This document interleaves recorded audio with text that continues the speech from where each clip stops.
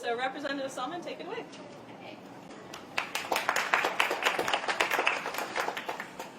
I am so excited to be standing here today. I'm just overwhelming excitement to see this implementation of our Sustainable Shopping Initiative, which is banning the plastic bag.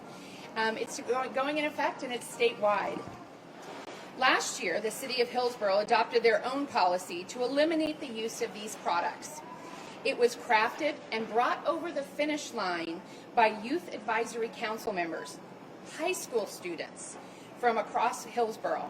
I am so incredibly proud of this group of amazing students that researched, planned, community surveyed, presented, and ultimately passed a city ordinance with various stakeholders in support, including the Hillsborough Chamber of Commerce, grocers, and restaurants.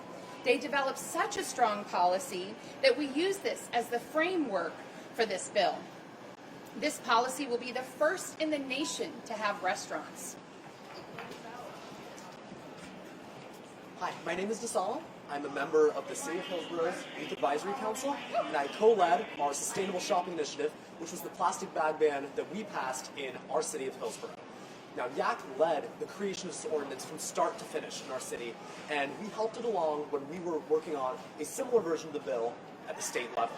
Now, this whole ordinance started as just an idea at one of our Youth Advisory Council meetings, but after a little bit of debate and after a little bit of discussions, we knew it was an issue we simply had to take on for the sake of our youth. To make sure our ordinance would work for everyone, we held stakeholder meetings with business groups and with nonprofits to make sure that we could come to a solution that would work for everyone. And we held a business roundtable to make sure that businesses knew what our ordinance would entail, and so that way everyone was on the same page. To gauge interest, we also surveyed over 1,000 Hillsborough residents. That's about 1% of the population of Hillsborough, to make sure that people were generally supportive of our ordinance and its ideals, so everyone was on the same page. And we also ran a public information campaign where we gave out these amazing custom reusable bags with flyers in them, so that way we could inform the public about what we were doing and what our cause was. From there, we held meetings with city staff, which eventually turned into a work session with the city council. And thanks to support from all of these groups, we were able to pass our ordinance unanimously and eventually move it on to the state level, where it is now coming into effect, which will create a better youth for us youth and for generations to come. So thank you. We're happy to take questions if anybody has any. What made you guys take this up? What was the catalyst for going so far into this?